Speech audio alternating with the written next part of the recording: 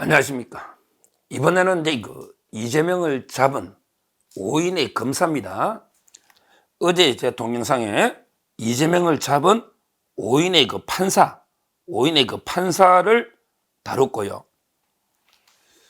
오늘은 이제 5인의 검사입니다. 이재명을 잡은 5인의 그 판사는요, 이재명은 이제 백현동하고 김문기 씨잖아요. 거기에 어제 부장판사 한승진, 오늘 신문에 많이 나오죠. 신문에.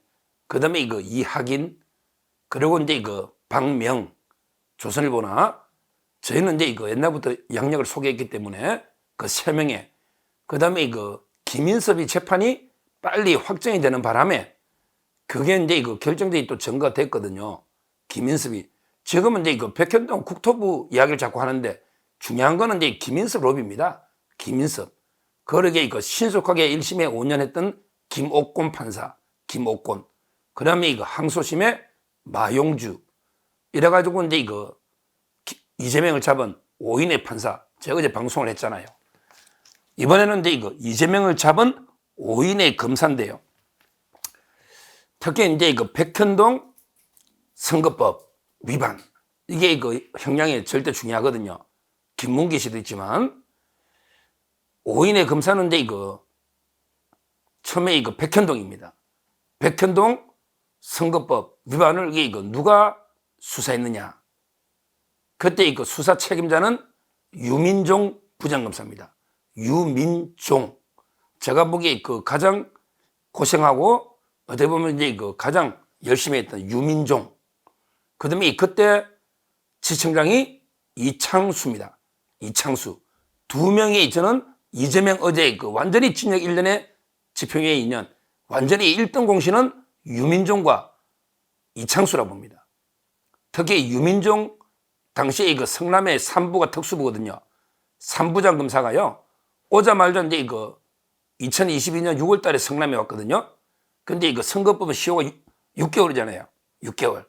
그러니까 이제 오자마자 3달 동안 엄청나게 수사를 해가지고 백현동 선거법을 기소를 합니다. 이게 이제 중앙지검에 가가지고 합쳐가지고 김문기하고 합쳐서 이제 서울 재판 받지만 실제 수사에서 기소를 한 사람은 유민종. 그 다음에 그때 지청장이 이창수입니다. 그러면 유민종은 누구냐? 언젠가는 이게 제대로 한번 소개를 해야 되겠다. 워낙에 고생을 많이 했기 때문에 한번 제대로 소개를 해야 되겠다. 이런 생각을 했는데, 유민종, 이분은 이제 백현동의 선거법만 잡은 게 아니고요. 이재명이 성남FC 사건 있죠. 그 다음에 성남FC 사건에 이재명이를 직접 조사한 검사가 유민종입니다. 성남FC는 이제 2023년 1월 달에 그게 구속영장이 청구되잖아요. 대장동하고 다 합쳐지는 거죠. 위례하고. 그때 성남FC 사건 직접 이재명의 성남지청에 오잖아요. 이걸 부장검사가 직접 내가 이재명한테 조사를 받겠다. 보통은 이제 부부장검사가 하고 부장은 뒤에서 작전 짜죠. 그만큼 이게 유민종 이분이 대단한 겁니다.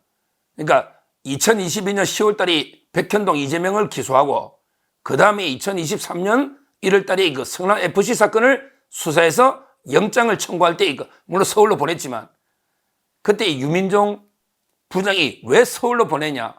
성남FC 내가 성남에 영장 청구하면 100% 영장을 받아낼 수 있다. 이렇게 한탄했다는 이게 유명한 법조계의 일화입니다.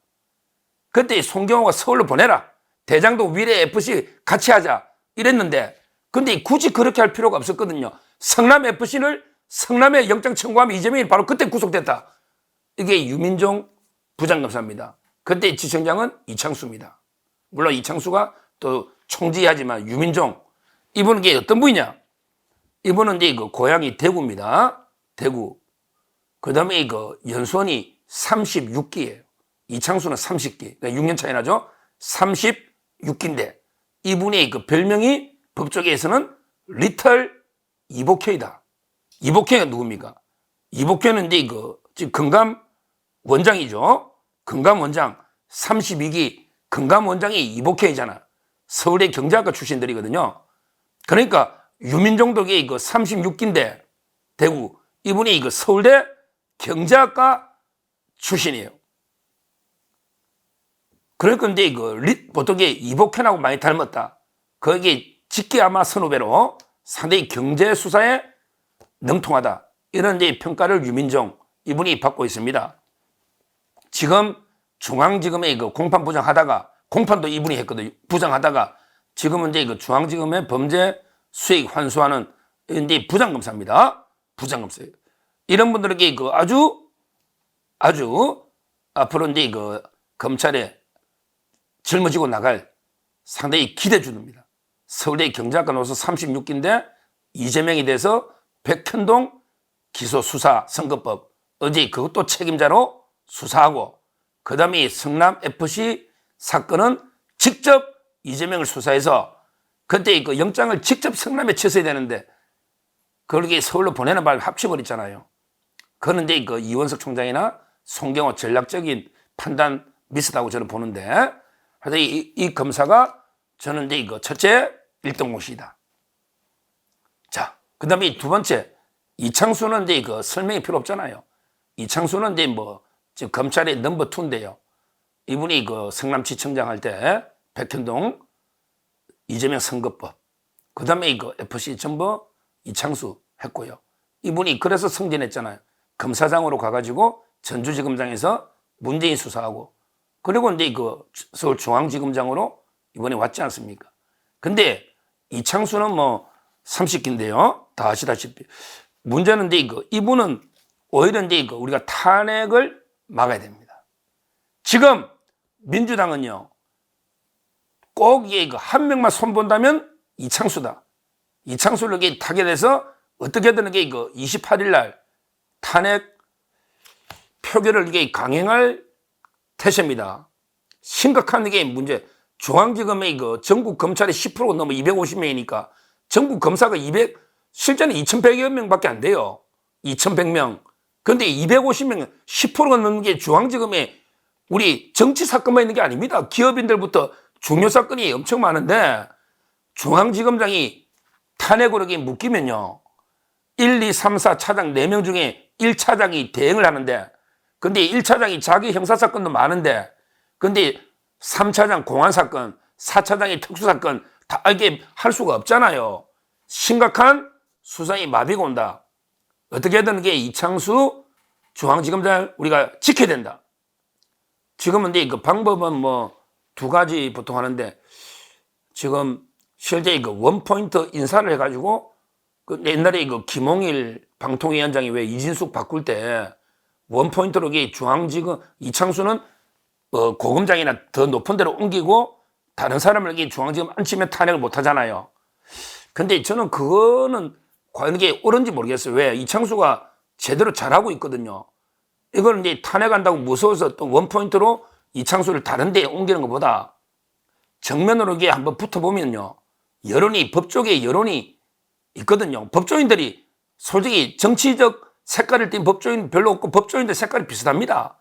그러면 이창수 탄핵하면 법조인 전체가 엄청나게 들고 올릴 겁니다. 변협이나. 따라서 이제 이진숙 위원장처럼 정면 돌파를 한번 시도해보는 탄핵하려면 해봐라. 몇 달 안에 복귀하지 않을까. 저는 이렇게 정면 돌파해야 된다. 굳이 피해가지고 검찰 인사를 해서 할 필요가 없다. 하여튼 중요한 거는 이창수를 지켜야 된다. 이분이 이재명 잡는데 결정적인 공을 세웠다. 이렇게 봅니다. 자, 그 다음에 이제 김문기 씨 몰랐다. 요게 이제 일부 유죄가 됐잖아요. 골프 친적이 없다든지. 일부 이제 유죄가 됐으니까 이것도 상당히 형량이나 양형에는 중요합니다. 실제 김문기 몰랐다는 것도 허위사실. 그 허위사실이라고 판단했잖아요. 다만 이제 법리적으로 일부 이유무죄. 법리적으로 이제 이게 공표행위냐 아니냐. 소극적으로 대담한 거냐 아니면 적극 공표냐. 이건 이제 법리 해석의 일부 문제인데 이거 항소심 가면 또 이게 뒤집어질 수도 있어요. 우리로서는 꽃놀이패죠. 우리로서는 김문기 몰랐다는 게 무죄인데도 징역 1년이니까 그게 유죄 안 되면 그만이고 이게 유죄로 바뀌면 올라갈 수도 있는 거예요. 우리로서는 이게 꽃놀이패야. 더 내려갈 수는 없잖아. 왜?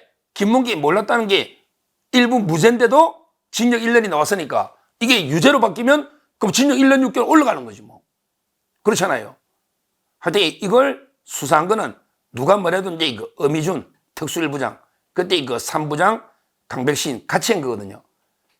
그 다음에 이 강백신이가 1부장 오면서 강백신은 최초로 특수 3부장과 1부장을 다 한 성남지청의 차장 있잖아요. 강백신. 이 두 명이 김문기 씨.